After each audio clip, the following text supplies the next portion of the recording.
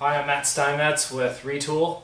Retool is a 3D motion capture bike fitting system, and we originally came out and we fit the team last year at their camp in California. And this year what we're doing is I've had a chance to work with a lot of the riders throughout the year, get feedback from them. And so I'm out here again in February out in Kona, still working with a lot of the athletes, kind of making some minor adjustments, fitting some new athletes on bikes, trying different equipment, some different positions. So that's basically what we're doing out here. I'm actually kind of helping too, like with some of the riders' performance stuff, like making sure they have hydration, drinks, calories, salt, just everything that helps them train better and get through the day the best they can. What's your background besides just being a bike fitter that makes you good at this? So I went to Ball State University. I got an undergrad in physiology, and I got my master's in basically sports performance. It was kind of a jack of all trades, kind of biomechanics, sports nutrition, physiology, and really I kind of just put out of school. I didn't, you learn a lot in school, but it just gives you kind of a base for that. And then I've always just kind of put myself in positions to kind of learn from others, and trying the sport myself, doing some triathlon, I've always had a good feel for form and function. So I can really relate and kind of talk a lot to the athletes about how they're feeling and make subtle adjustments. So a lot of it's just kind of getting the trust of the athletes and just kind of listening to the athlete rather than taking the forget everything approach. I kind of listen to them and then help give them options and ultimately give them the power. So as I've learned and I've kind of worked on my craft a little bit, a lot of it is just listening and not being open-minded, trying new things, thinking outside the box. So I think that's being young and not so ingrained with old cycling tradition. I think it's given me a bit of advantage to come in and be open to new ideas. When you're talking to age groupers, one of the first things about talking about a bike fit is a lot of them think the lower I get, the better. Is that one of the biggest myths? What do you think is one of the biggest myths? And then what do you think one of the most important things for age groupers to think about their fit? Chris Lieto rides 600 miles, obviously has decades of experience, and he's the best at the game. What do you think it is, the difference between the age groupers and the pros, or the myths, or when they go out to get a bike fit, what should they really be thinking about, whether this guy knows what he's doing and what's best for us? Well, first, like what you said, the difference between kind of a pro and an age grouper is sometimes it's not a lot, other than they put a lot more miles on the bike, and it's their body.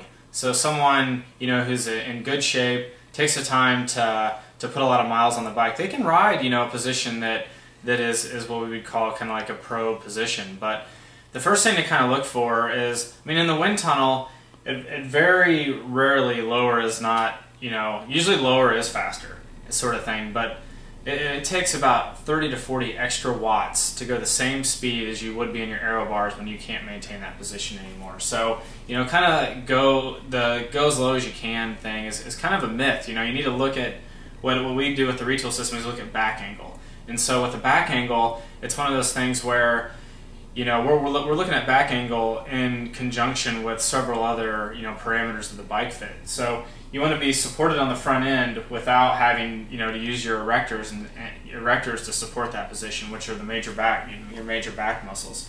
So a lot of neck pain, low back pain is a result of either too low of a drop or too long of a reach. So the first thing you need to go through is, it's hard to say how to trust a fitter, and really you kind of just have to ask around, look at some other riders that have had a good experience with a fitter, and then give it a try. But you need to be open-minded. The fitter should very much include you in the fit.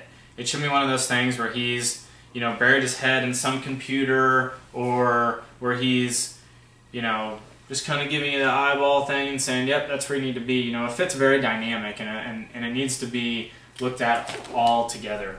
So, the rider feedback's very important. And working with the pro athletes, what I really try to do is I try to give them the power to make decisions. I know kind of where I want them to be, but I kind of guide them through that process, and I'll give or take, you know, a little bit. You know, I mean, so if we're talking like knee angle extension, so 35 to 40 degrees.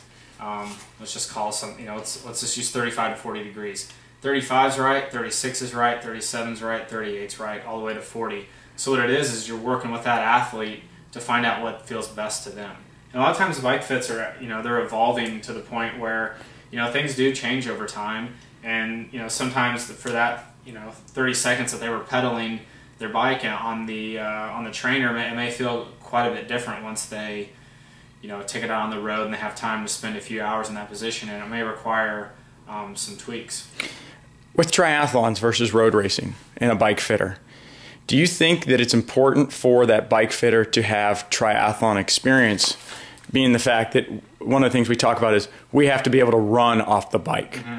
You know, we can't get off the bike cooked with our hamstring. You know, mm-hmm. Do you think that's an important avenue, I mean, for somebody to have consideration for? It's a good question. It's kind of like the, you know, do you have to be a good athlete to be a good coach, or do you know, I always think it's great to have once put yourself in you know, the athlete's situation. You know, it goes back again to like the cycling tradition. I mean, TT positions for cycling versus triathlon are starting to become closer and closer to where you're kind of looking for the same thing. For triathlon, what I'm really concerned about is preserving the hip angle over the top of the pedal stroke. So it's always one of those where, you know, you don't want to bring someone down so low where every time they go over the top of the pedal stroke, you know, they're really having to utilize their hip flexors, or they're having to kind of rock to get over that, and that can really tire out, you know, certain muscle groups for the run. So it's definitely important to consider the run, but usually, you know, staying within, you know, certain biomechanical, you know, parameters, normally, you know, you can do a pretty good job of that. But again, it's the whole old school versus new school, you know, positioning. Time trials used to be, you know, kind of saddle back, getting really low, and now if you look at some of the top time trials in the world, their positions really mimic some of the best triathlon positions in the world.